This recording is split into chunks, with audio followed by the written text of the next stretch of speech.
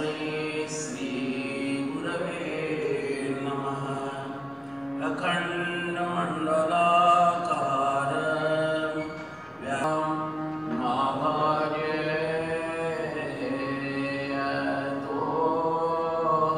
गुरवे नमः। आज पासून त्रिदिवसीय वार्षिकोत्सव आपण साजरा करणार आहोत। या कार्यक्रमात विशिष्ट पाहुणे म्हणून, वक्ते पाहुणे म्हणून आपल्याला रामकृष्ण मठ नागपूरचे अध्यक्ष स्वामी राघवेंद्रानंद महाराज आणि रामकृष्ण मठ पुणेचे अध्यक्ष स्वामी श्रीकांतानंदजी महाराज लाभले आहेत। आपल्या ह्या कार्यक्रमाची सुरुवात आपण भजनाने करूया।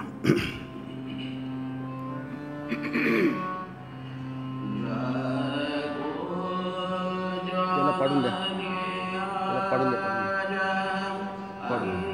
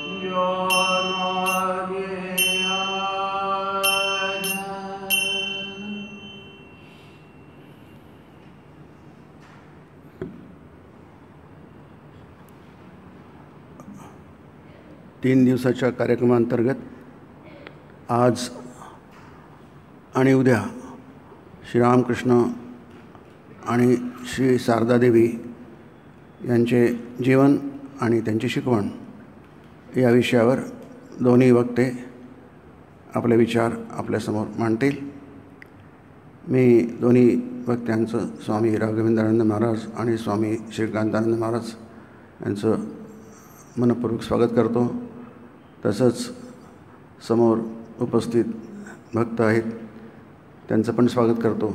आज सकाळीच बीडला नवीन आश्रम भवन आणि मंदिराचं उद्घाटन झालं. इथले औरंगाबादचे पण काही भक्त तिथे गेले होते, त्यामुळे आम्ही आलो. तर आज स्वामी योगानंद महाराजांची पण जयंती आहे, तर आजचा दिवस विशेष महत्त्वाचा आहे. तर हे दोन्ही वक्ते श्रीरामकृष्ण विवेकानंद, माताजी श्री शारदादेवी भावधारा आणि त्यांचे अंतरंग शिष्य जे आहेत त्या सर्वांची ही जी रामकृष्ण संघाची भावधारा तयार झालेली आहे, ज्या भावधारेचे आपण एक प्रवाहात असलेले एक आहोत, तर त्याच्याविषयीची आपली भावना, आपण त्याच्याशी कशा प्रकारे जोडले गेलेले आहोत अभिन्नपणे, याविषयीचा यांचं चिंतन जे आहे वक्त्यांचं, हे सगळे ज्येष्ठ संन्यासी आहेत, त्यांचं बरंचसं चिंतन आहे, विद्वान वक्ते आहेत. तर त्यांचं आपण ते चिंतन आज 2 दिवस ऐकणार आहोत. रविवारी सकाळी 9 ते 5 आध्यात्मिक शिबिर आहे, त्यामध्ये पण हे 2 वक्ते आपलं चिंतन प्रकट करतील. मी प्रथम स्वामी राघवेंद्रानंद महाराजांना विनंती करतो की त्यांनी आपल्या व्याख्यानाला सुरुवात करावी.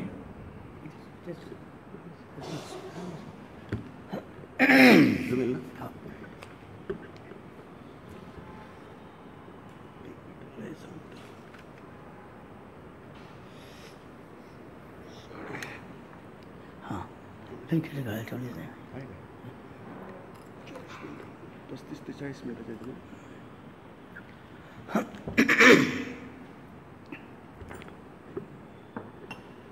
ओम सर्वे भवन्तु सुखिनः, सर्वे सन्तु निरामया, सर्वे भद्राणि पश्यन्तु, मा कश्चित् दुःखभाग् भवेत्. असतो मा सद्गमय, तमसो मा ज्योतिर्गमय, मृत्योर्मामृतं गमय. ओम शांति शांति शांति. जननीं शारदां देवीं रामकृष्णं जगद्गुरुं पादपद्मे तयो श्रित्वा प्रणमामि मुहुर्मुहुः.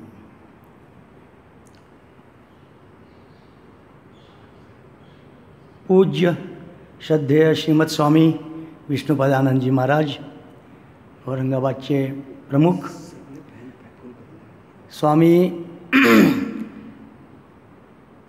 श्रीकांतानंदजी महाराज जे माझे बंधू आहेत, उपस्थित संन्यासी ब्रह्मचारी वृंद, श्रीरामकृष्ण भक्तवृंद, माताओं, सज्जनों. मला मराठीचं बोलायचं नाही का?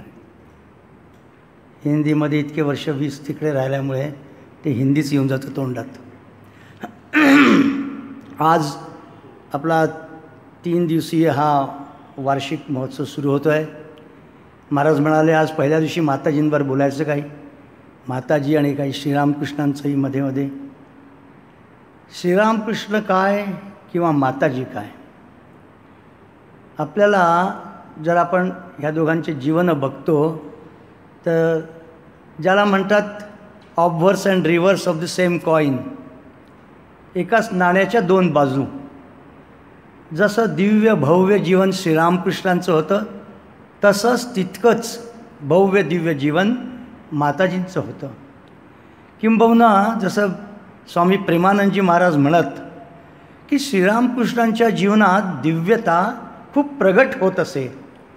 म्हणजे दिव्यता, दिव्य भाव, अलौकिक भाव, अमानुष भाव किंवा इंद्रियातीत भाव जो श्रीरामकृष्णांच्या जीवनात होता, तो कधीकधी श्रीरामकृष्ण दाबून ठेवू शकत नसत.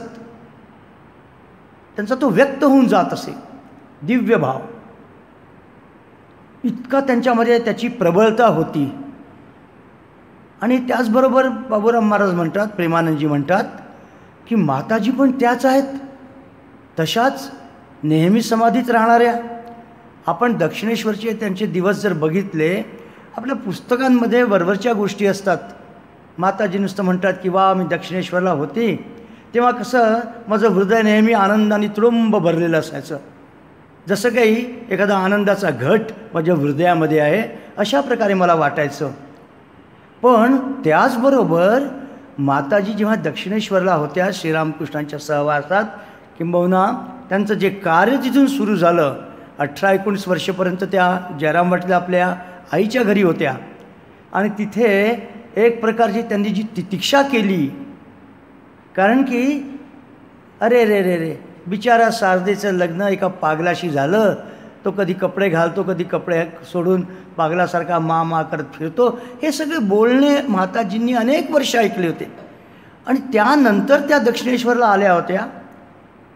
आणि दक्षिणेश्वरला आल्यानंतर त्यांनी बघितलं, पहिलंच त्यांचं स्वागत श्रीरामकृष्णांनी ज्याप्रमाणे केलं, जशा प्रकारे केलं, एक सामान्य आपल्या का सामान्य ज्याला आपण शहाणा किंवा समजदार माणूस म्हणतो, तो देखील जितकं करू शकणार नाही त्याच्यापेक्षा जास्ती चांगल्या प्रकारे श्रीरामकृष्णांनी माताजींचं स्वागत केलं. ज्याला लोक पागल म्हणत होते, पागल ब्राह्मण म्हणायचे त्यांना.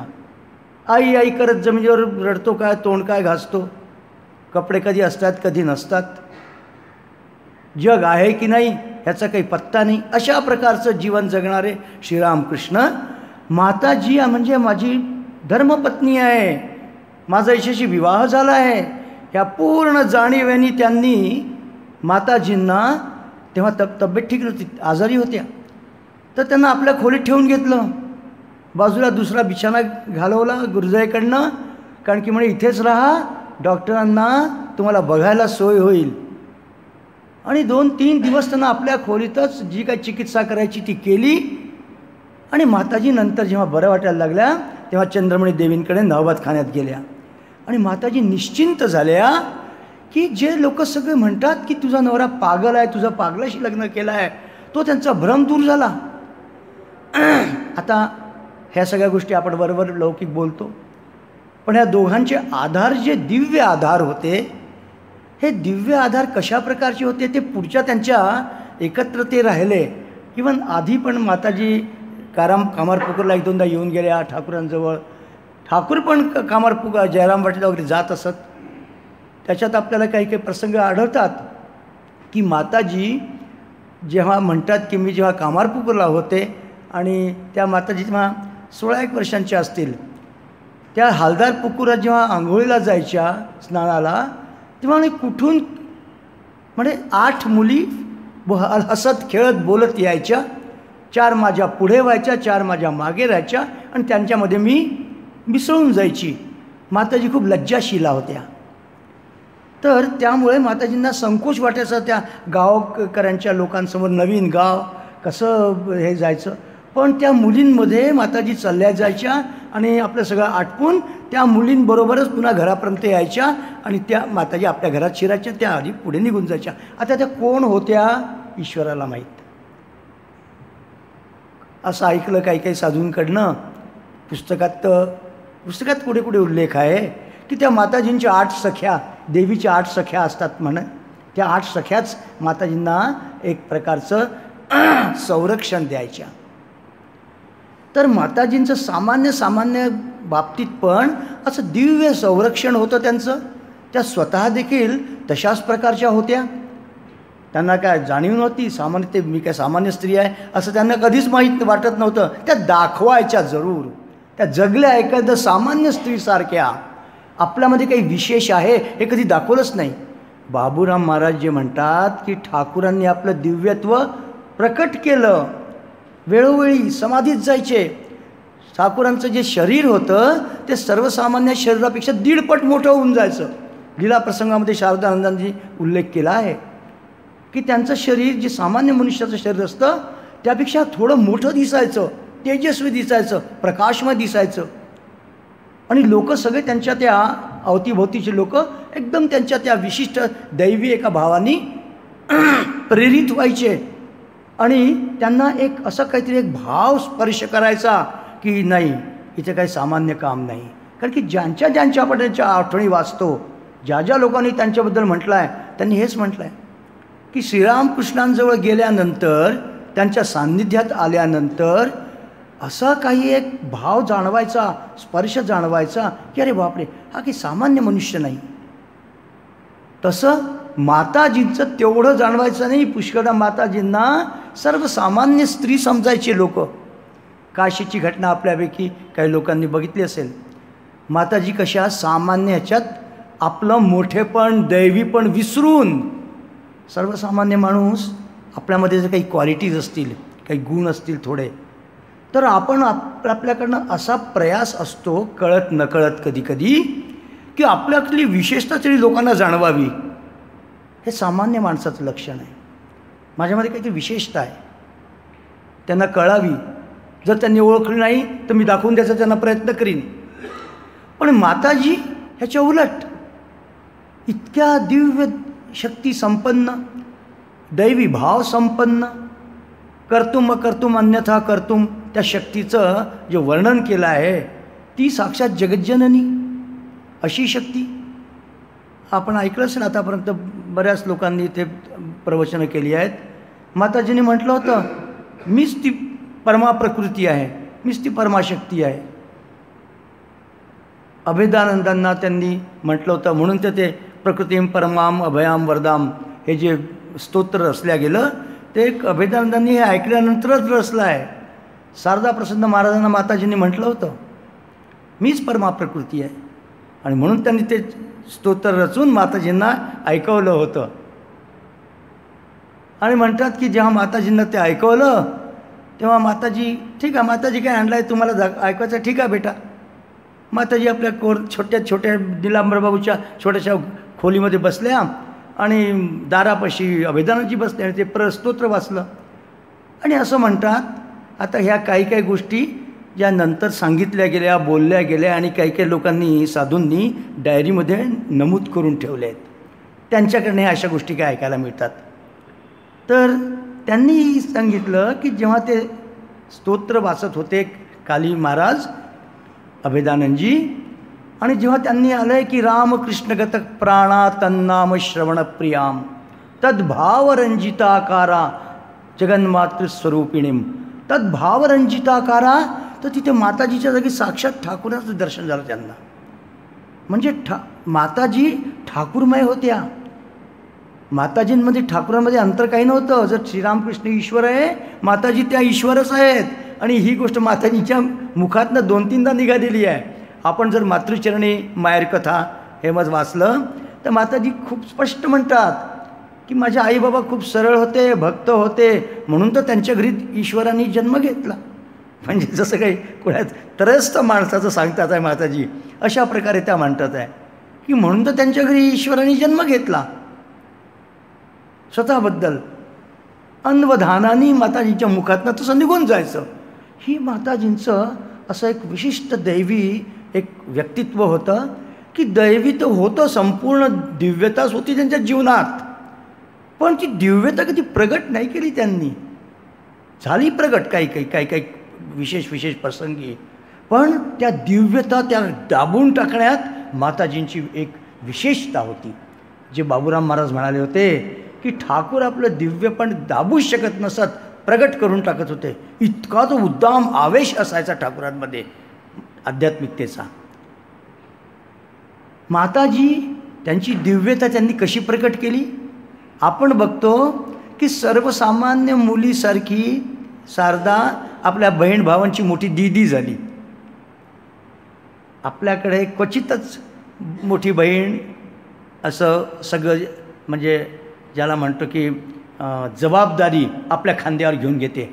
आईच्या खांद्याला खांदा भिडवून जर एखादी मुलगी काम करत असेल किंवा मदत करत असेल आईला, तर आई म्हणते की नाही ही खूप सांभाळून घेते, मला आईचा खूप मोठा आधार आहे असं.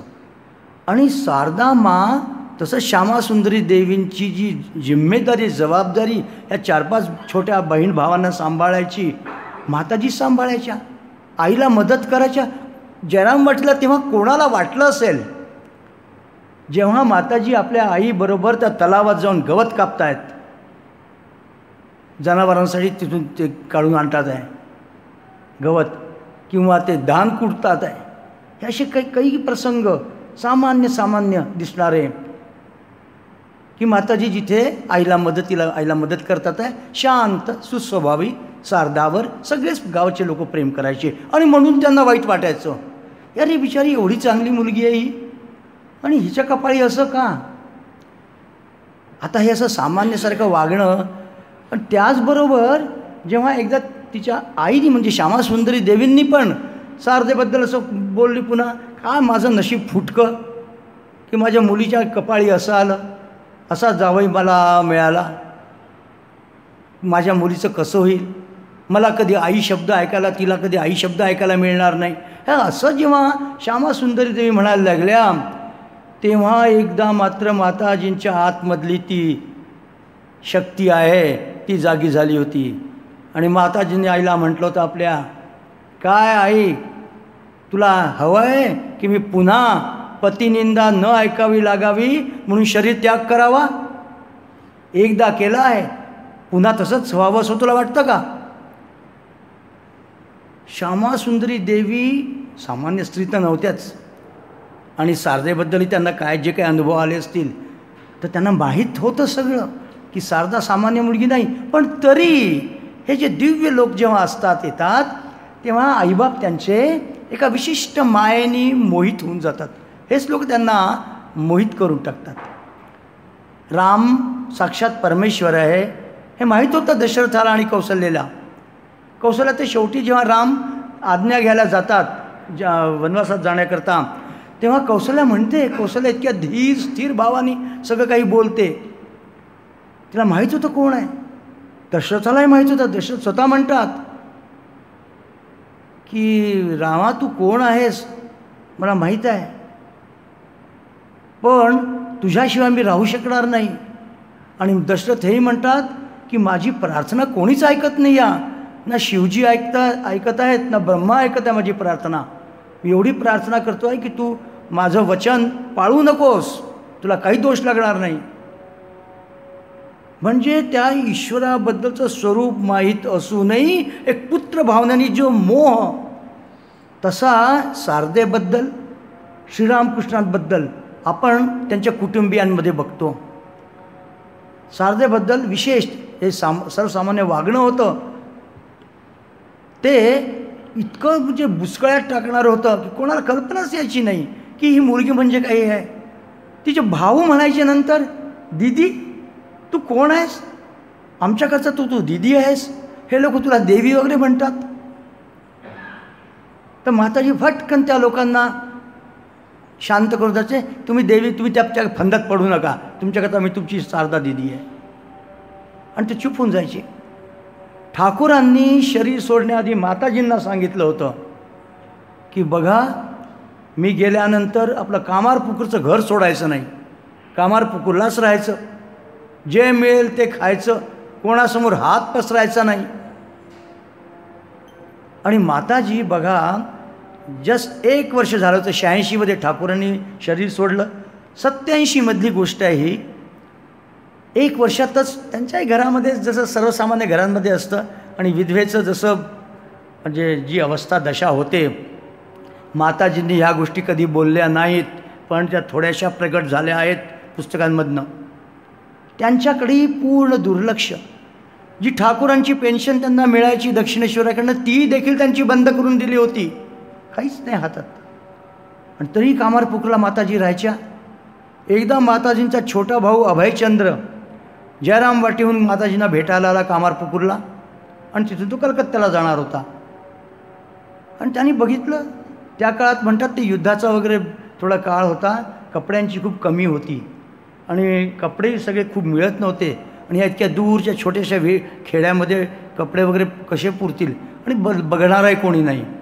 माताजी आपल्या फाटके ते वस्त्र गाठी मारून मारून वस्त्र एक वस्त्र वापरायच्या. आणि ते अभयानी बघितलं. त्यांच्याजवळ तांदूळ असायचे तर त्या तांदळाबरोबर भाजी खायला भाजी नसायची. मीठ भात खायच्या, कधी कधी तोंडल्यांच्या तोंडल्यांची पानं उकळून भाताबरोबर खायच्या. हे असं अभयानी बघितलं. आणि तिथून कामार पकडून निघून अभय सरळ कलकत्त्याला गेला आणि स्वामीजींकडे. स्वामीजींचा तो परिचित होता. स्वामीजी त्याच्याशी मोठं प्रेमाने बोलायचे. का? कारण की तो शिकत होता. नाही तर माता स्वामीजी म्हणायचे मातांचे सगळे भाऊ असेच गावंडळ, हा एकटा अभय आहे, हा जरा फक्त डॉक्टरी वगैरे शिकतो आहे. म्हणून स्वामीजी त्याच्याशी प्रेम होतं. तर तो अभय स्वामीजींकडे गेला.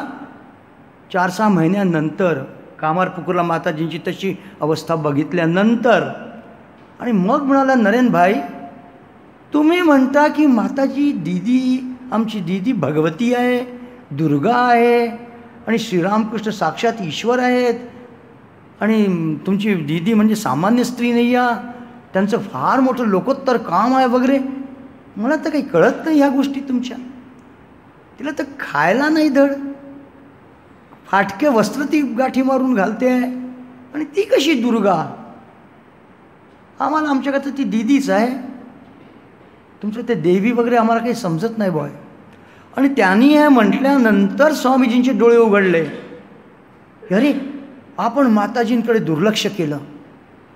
माताजी इतक्या दुर्लक्षित आहेत, त्यांच्या खायची सोय नाही, वस्त्रांची सोय नाही. आणि आता बा तो जमाना काळ वेगळा होता, आजच्यासारखा नाही. म्हटलं की दुसऱ्या दिवशी जागेवर हजर. तेव्हा सगळी जमवाजमव करून जयरामवाडीला पोचायलाही 3-4-5 दिवस लागून जायचे. आणि एक एक वेळ आणि एक एक दिवस काढायला माणसाला किती कठीण जातं. 4-5-6 दिवसांनी स्वामीजींनी या स्त्री भक्तांना गोळा केलं. गौरीमा, गोलापमा, योगेनमा, निकुंजदेवी मास्तर महाशयांची पत्नी आणि ह्या काही पुरुष भक्तांना गोळा केलं. त्याच्यात योगेन महाराज होते. आणि हे सगळे लोक ज्याला कामारपुकूरला आले. कामारपुकूरला बघितलं, त्या सगळे रडायला लागल्या त्या स्त्रिया माताजींची अवस्था पाहून, की तुम्ही आम्हाला कळवलं का नाही, तुमची अशी अवस्था आहे. माताजी काय बोलणार? सगळं सहन करणारी माताजी, सहनशीलतेची मूर्ती. जितकं त्यांनी सहन केलं असेल, म्हणजे जया अंगी मोठेपण त्यासी यातना कठीण. हे ह्या लोकांच्या जीवनातनं पण दिसतं की मा मा मा मा म्हणून आज पूर्ण जग त्यांना माताजी म्हणून आळवत आहे किंवा सगळेजण मामा करतात त्यांच्याबद्दल. आणि त्यांच्या आईला जो संशय होता की माझ्या मुलीला मा म्हणणारं कोणी राहणार नाही. आणि श्रीरामकृष्ण म्हणाले होते, तुमच्या सारथीला एवढी मुलं देऊन जाईन की मा मा शब्द ऐकता ऐकता त्यांचे कान किटतील, आपण म्हणतो ना तसं. आणि एवढे जण आज मामा करतात आहे. पण त्या मा शब्द आणि नंतर जे काही माताजींना मिळालं त्याच्याकरता त्यांनी किंमत किती दिली आहे. बोलताना माताजी म्हणतात की जेवढं आदर्शाकरता करायला हवं त्यापेक्षा कितीतरी अधिक मी केलेलं आहे. आदर्शाकरता काही दाखवावं लागतं, पण त्यापेक्षा मी बरंच काही जास्ती केलेलं आहे. आणि जेव्हा माताजींना हे लोक गेले कामारपुकूरून कलकत्त्याला आणायला म्हणून, तेव्हा माताजींचा विवेक आणि माताजींची ती बुद्धी बघा. उगीच ठाकूरांनी त्यांना ती शारदा आहे, ती सरस्वती आहे, जीवांना ज्ञान देण्यासाठी आलेली आहे असं नाही म्हटलं. माताजी आले म्हणून पटकन हरखून जाऊन त्यांच्याबरोबर कलकत्त्याला जायला नाही गेल्या. माझं जाणं योग्य आहे की नाही, मी जायला हवं की नको, ह्याकरता तिथे ज्या प्रसन्नमयी होत्या, लहाबाबूंची बहीण, आणि ज्यांना श्रीरामकृष्ण पण खूप आदर आणि म्हणजे ह्यांनी प्रेमाने एक त्यांचा विशेष एक भाव होता, त्या भावाने आदराने त्यांच्याकडे बघत आणि त्यांचा सल्ला घेत ठाकूरांनी माताजींना सांगितलं होतं, कधी काही गरज पडली तर प्रसन्नमयीची मदत घे, त्यांचा सल्ला घेत जा. आणि माताजी त्या प्रसन्नमयींकडे गेल्या. त्यांना म्हणाल्या, मा हे लोक आले आहेत कलकत्त्याहून आणि मला म्हणतात की कलकत्त्याला चला, आम्ही तुमची देखरेख करू, तुम्ही जायचं. तुम्ही जाणं योग्य आहे का? मी जाऊ का? लोक काय म्हणतील? घरी कसं दिसेल? प्रसन्नमयी माताजींना म्हणाल्या, नाही, तू त्यांची गुरुमाता आहेस. गदाधरांचे ते शिष्य आहेत, गदाधरचे शिष्य आहेत, तू त्यांची गुरुमाता आहेस आणि ते तुला सन्मानाने न्यायला आले आहेत, तू त्यांच्याबरोबर जा. प्रसन्नमयींनी जेव्हा माताजींना म्हटलं की तू जा, तेव्हा माताजी ह्या लोकांना म्हणाल्या, ठीक आहे, पण मी एकदा जयराम वाटीला आईलाच भेटून येते, आईलाच सांगून येते. ते सगळे लोक जयराम वाटीला गेले. श्यामासुंदरी देवींना सांगितलं आणि मग श्यामासुंदरी देवींनी पण जेव्हा बघितलं की कोण बघणार, त्याही बिचाऱ्या गरीब, कसं तसं हातातोंडाशी सगळं जे काय ते नुसतं भात आहे तर डाळ आहे आणि डाळ आहे तर भात नाही, अशी अवस्था त्यांची पण. कसं तरी चाललं होतं जाडं भरडं. जेव्हा हे सगळे शिकले सवरलेले लोक, कलकत्त्याचे लोक मा शारदांना मा मा मा करत घेऊन जायला आले, तेव्हा श्यामासुंदरी देवींनी त्यांना परमिशन दिली, अनुमती दिली. आणि मग माताजी कलकत्त्याला आल्या. जवळपास तिथे 2-2 महिने एकेका ठिकाणी 2-3 ठिकाणी फिरल्या. घुसुडेला एका घर भाड्याने घेतलं होतं, तिथे होत्या. नंतर निलांबर बाबूंचं गार्डन हाऊस तिथे होत्या. पहिले सुरुवातीला मास्टर माशांच्या घरी एखाद महिन्या राहिल्या, बलराम बाबूंच्या घरी काही राहिल्या आणि तिथे असंच करता करता करता मग माताजी तिथे आल्या आहेत. आणि माताजीचं जीवन सामान्य नव्हतंच. जिथे कुठे राहतील, जे त्यांच्याबरोबर राहतील त्यांना कळायचं की माताजींचं जीवन असामान्य आहे. माताजी असं म्हणतात तेव्हा बहुतेक काळ समाधीत असायच्या.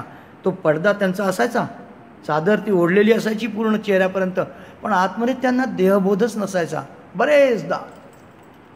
मग कुठेतरी येऊन त्यांना जागा करून म्हणायचं, मा हे आले, ते तुम्हाला प्रणाम करायला येतात आहे, ते येतात आहे. मग माताजी हो करायच्या आणि मग कोणी प्रणाम करायला जायचं. कितीदा तरी ह्या अशा गोष्टी सतत.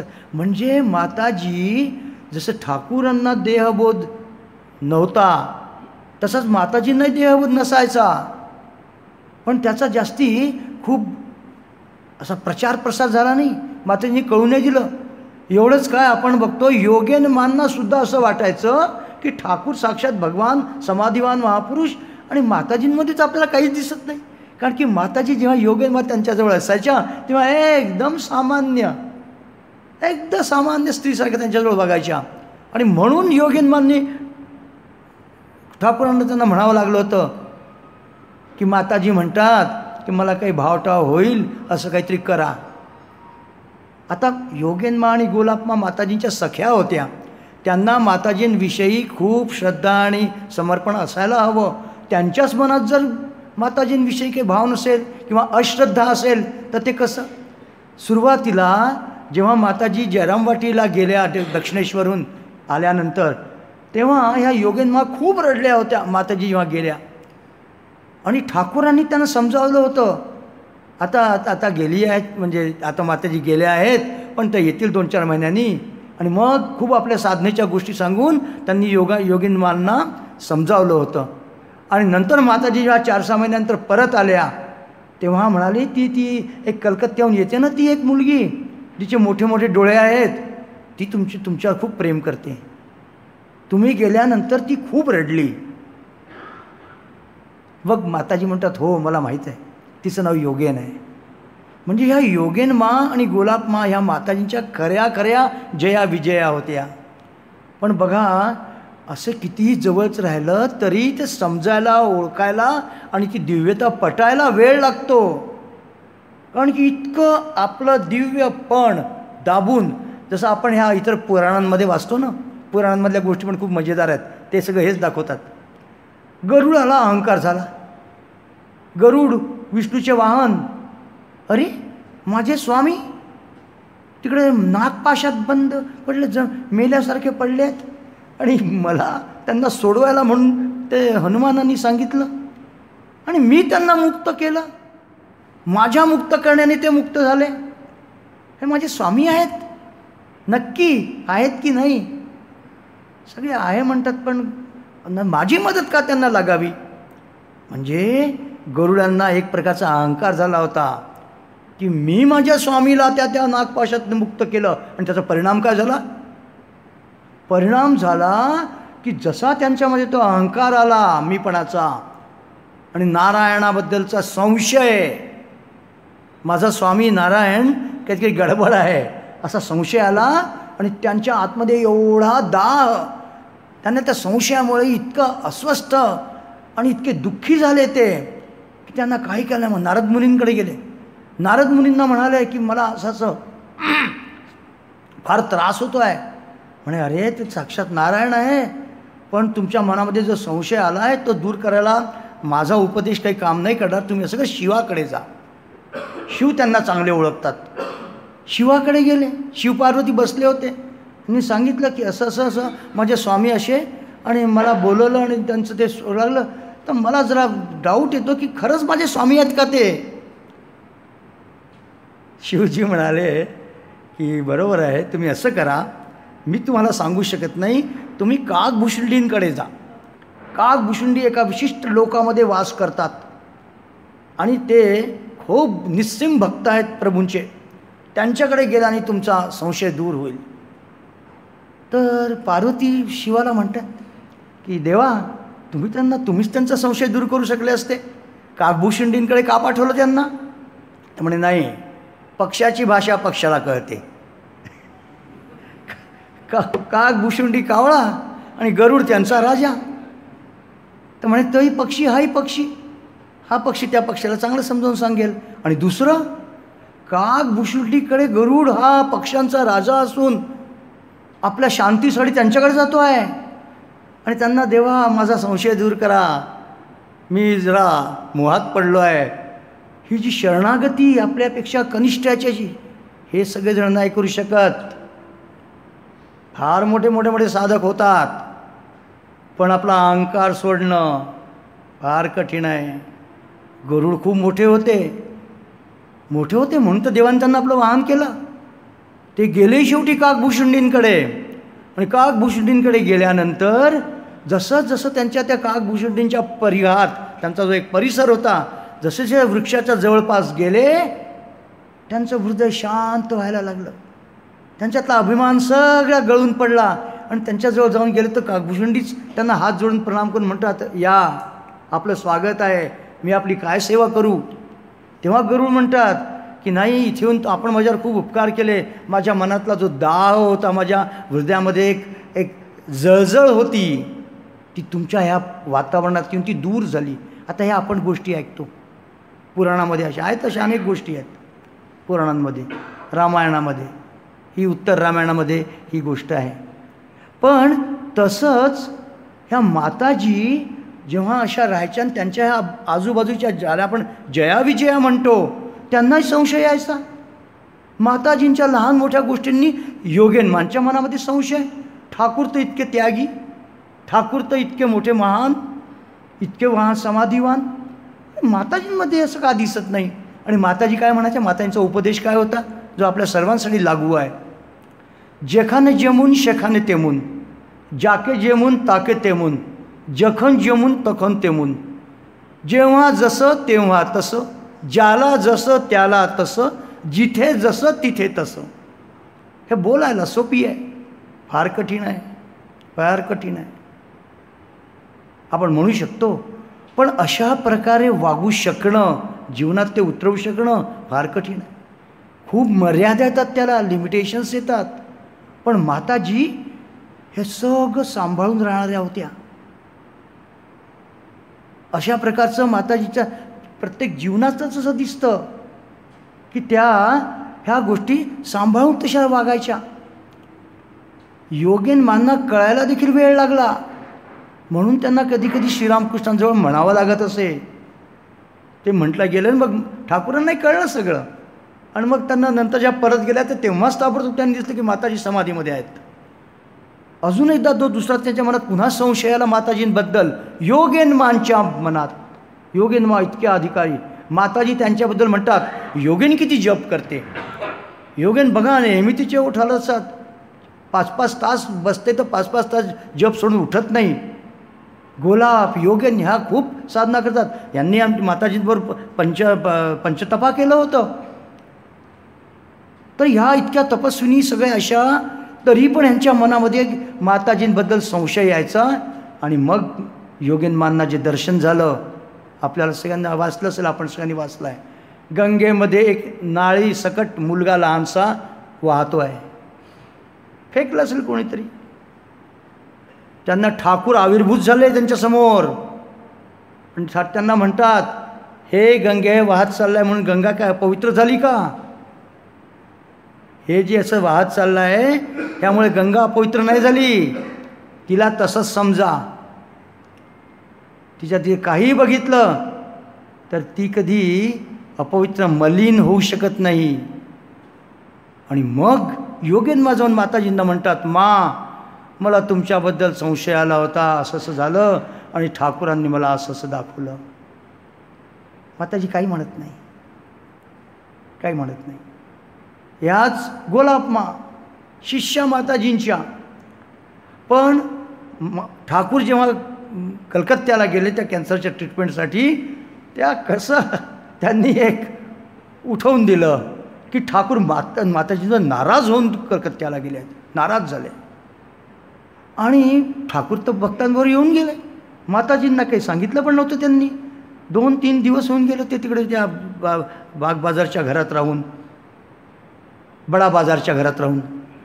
माताजींना जेव्हा कळलं 10-12 दिवसानंतर की काय की असं असं म्हटलं जातं आहे, माझ्यावर नाराज होऊन गेले वगैरे वगैरे, तर माताजी आल्या तिथून ठाकूरांकडे आणि माता ठाकूरांना रडत रडत म्हणाल्या की तुम्ही माझ्यावर रागवून माझी इथे आले, दक्षिणेश्वर सोडलं, काय अपराध झाला माझा? तर माता ठाकूर म्हणतात की मला ह्या भक्तांनी ह्याच्याकरता आणलं आहे. तुम्हाला असं सांगितलं कोणी? नाही, गोलापनी असं म्हटलं. कुठे आहे गोलाप? बोलवा गोलापला. आणि मग जेव्हा ते गोलापमांना कळलं की ठाकूर नाराज झाले आपण जे काही म्हटलं त्यांनी, आणि मग गोलापला ठाकूर काय म्हणतात गोलापमांना, तुम्हाला काय माहीत नाही ती कोण आहे? आणि तुम्ही तिला रडवलं. रडत रडत त्यांना इथे यावं लागलं. जा, आत्ताच्या आत्ता जा, त्यांची माफी मागा. आणि गोलापमा रडत रडत रडत दक्षिणेश्वरला गेल्या आणि माताजींना प्रणाम करून म्हणाल्या, चुकलं, मला माफ करा, मला ह्यांनी सांगितलं त्यांनी सांगितलं असं काहीतरी त्यांनी कारण दिलं आणि म्हणून मला असं वाटलं की काहीतरी झालं, ठाकूर तुमच्यावर नाराज होऊन इथे आले, मला माफ करा. रडायला लागल्या. माताजींनी काय केलं? माताजींचा दैवी अधिकार काय होता? वागणं, राहणं, दिसणं सर्वसामान्य, पण आतमधला अधिकार काय? त्यांनी माताच्या गोलापमांच्या तसं छातीवर 3दा ए गोलाप, ए गोलाप, ए गोलाप असं 3दा त्यांनी गोलाप म्हटलं. फिनिश. गोलाप माताजी गोलापमांच्या मनातनं दुःख संपलं, निर्मूल. माताजींचा हा अधिकार होता. अशीच एक घटना आपण ऐकतो ब्रह्मानंद महाराजांच्या बाबतीत. ब्रह्मानंद महाराजांकडे एकदा ते मुजुमदार, देवेंद्र मुजुमदार, ज्यांनी गुरुदेव दया करो दीनजने लिहिला आहे, ते देवेंद्र मुजुमदार, ठाकूर गेल्यानंतर देवेंद्र मुजुमदारांच्या जीवनात एक खूप मोठं परिवर्तन आलं होतं. जीवन खूप त्यांचं खराब झालं होतं. कुठेतरी ते मॅनेजर म्हणून निघून गेले होते 12-1 वर्षांनी. सगळ्या सवयी त्यांना पुन्हा डोकं वर काढलं होतं त्यांनी. आणि नंतर ते एकदम जागे झाले, भानावर आले. पण दिसायचं की मी कोण होतो, कसा होतो ना आता कसा होऊन गेलो. त्यांना खूप लाज वाटायची. एकदा गंगाधर महाराजांना भेटले आणि म्हणाले की मला काही कळत नाही मी कसा होऊन गेलो, काय जरा तुम्ही ते राखाल महाराजांना सांगा ना, मला असं काय झालं आहे. आणि ठाकूर असते तर आज ठाकूरांनी माझ्याकरता काही केलं असतं. आणि नेमकं त्याच दिवशी जसे गंगाधर महाराज गेले, राखाल महाराजांना म्हणतात, अरे गंगाधर तुझा तो देवेन कुठे आहे रे, देवेन बाबू तो येत का नाही इकडे? मग त्यांनी सांगितलं की त्यांना तर तुम्हाला भेटायची इच्छा आहे म्हणे, सांग त्याला, बोलव म्हणे त्यांना. आणि ते देवेन बाबू इतके अधीर झाले, राखाल महाराजांनी बोलवलं म्हटलं तर. आणि महाराजांचे जे सेवक होते सुज्जी महाराज, त्या सुज्जी महाराजांच्या स्मृतीमध्ये ती घटना लिहिली आहे. ते म्हणतात देवेन बाबू आले, बलराम मंदिरात राजा महाराज होते आणि दुपारी 2:30ची वेळ, विश्रांती घेतात आहे महाराज. तर ते म्हणे थोडं बसा. महाराज उठले की तुम्हाला सांगतो. थोड्या वेळाने पुन्हा 5 मिनिटांनी जाऊ का आत? हे म्हणतात नाही थांबा मीच सांगीन. असं करत करत 3च्या आसपास वेळ झाली. सुजी महाराज पाहिलं की आवाज येतो आहे, आतमध्ये गेले आणि ते त्यांना सांगता आहेत की बस असं कोणी आला आहे म्हणून. सुजी महाराज त्यांना ओळखत नव्हते देवेंद्रबाबूंना. तेवढ्यात देवेंद्रबाबूंना धीर नव्हता, पटकन दार उघडून आतमध्ये शिरले. राजा महाराज कॉटवर आपलं उठून निजले होते, विश्रामपूर्ती येऊन खुर्चीवर बसत होते, उभेच होते. तिथे आले आणि एकदम महाराजांसमोर गेले. मी देवेन. तर राजा महाराजांना सगळं माहीत होतं. तर राजा महाराजांनी हेच केलं, त्यांच्या ओ देवेंद्रबाबू, ओ देवेंद्रबाबू, ओ देवेंद्रबाबू 3दा केलं आणि देवेंद्रबाबू एकदम कोलॅप्स झाले आणि राजा महाराजांच्या पायाला लागून रडायला लागले, घळ रडायला लागले, खूप डोळ्यातनं अश्रू. आणि मग म्हणतात, राखाल तू आज मला वाचवलं. मी कुठे कसा होऊन गेलो होतो ठाकूरांनंतर. मला असं वाटलं की मी ह्याच्यातनं कधी बाहेरच निघणार नाही. आज मी तुमच्यामुळे माझं जीवन पुन्हा लाईनीवर येईल असा मला विश्वास वाटायला लागला. एकदम मला तो पुन्हा जुना विश्वास, जे जुनं प्रेम होतं ठाकूरांकरता, ईश्वराकरता, ते पुन्हा आलं असं मला वाटतं आहे. हे ठाकूरांचे शिष्य अशाच कोटीचे होते. आज हे योगेंद्र महाराजांचं आज आपण जन्मतिथी साजरी करतो आहोत. योगेंद्र महाराज सामान्य नव्हते. माताजींची अशी सेवा केली आहे की माताजी वारंवार म्हणायच्या की सगळ्यांनी सेवा केली, पण योगेंनी जशी सेवा केली माझी तशी कोणी केली नाही. योगेंना कोणी 8 आणे जरी दिले तर योगेन तो माझ्याकरता ठेवून द्यायचा नाही. माताजींना जगद्धात्री पूजेसाठी कामी येतील, माताजींच्या यात्रेसाठी कामी येतील. योगेंनी मला जगद्धात्री पूजेसाठी लाकडाचे पूजेचे आणि स्वयंपाकाचे भांडी तयार करून दिले की जास्ती घासायचा आणि याचा धुवायचा त्रास नको म्हणून. जितकं योगेंनी माझ्याकरता केलं, जितकं योगेंनी माझ्याबद्दल विचार केला आणि मला म्हणजे सेवा केली तशी कोणी केली नाही. माताजी म्हणतात मग शरद महाराजने पण नाही. तर माताजी म्हणतात नाही, शरद तर आहेच, शरद माझा वासुकी आहे, हे सगळं म्हटलं. पण योगेन महाराज माताजींच्या जवळ राहून जशी सेवा करायचे तशी सेवा कोणी नाही, म्हणजे कोणीच करू शकत नाही. राखाल महाराज पण तशी करू शकत नाही. शरद महाराज सांभाळतात आहे, सगळं करतात आहे, पण योगेन महाराजांची ती विशेष. तर आज आपला माताजींचं आणि ठाकूरांचं थोडी चर्चा करायची होती. योगेन महाराज त्यांचे शिष्य आहेत, त्यांची पण थोडीशी चर्चा झाली. तर आज माताजींच्या चरणी प्रार्थना करून, प्रणाम करून हीच प्रार्थना करू की आम्हाला त्यांच्या चरणी दिव्य भावानी फक्त एक श्रद्धा आणि विश्वास आमचा येऊ. आणि नुसता विश्वास विश्वास विश्वास हे जे म्हणतात हे 100% खरं आहे. फक्त विश्वासाने काय होत नाही, विश्वास असला की काहीही होतं. आपण उद्या विश्वासाबद्दलची एक गोष्ट, चांगली गोष्ट ऐकू की नुसता विश्वास या लोकांवर असला तर काय होऊ शकतं, काहीही होऊ शकतं, काहीही करू शकतात ते. आणि ती ह्या सर्व शक्ती आजही आहेत. ठाकूर स्वामीजी आहेत आणि ह्या लोकांना आपण जर हृदयापासून प्रार्थना केली तर ते ऐकतात. बस त्यांनी आम्हाला त्यांच्या चरणी विश्वास द्यावा हीच प्रार्थना करतो आणि आपल्या वाणीला विराम देतो. ओम शांती शांती शांती. हरि ओम तत्सत. श्रीरामकृष्णार्पणमस्तु.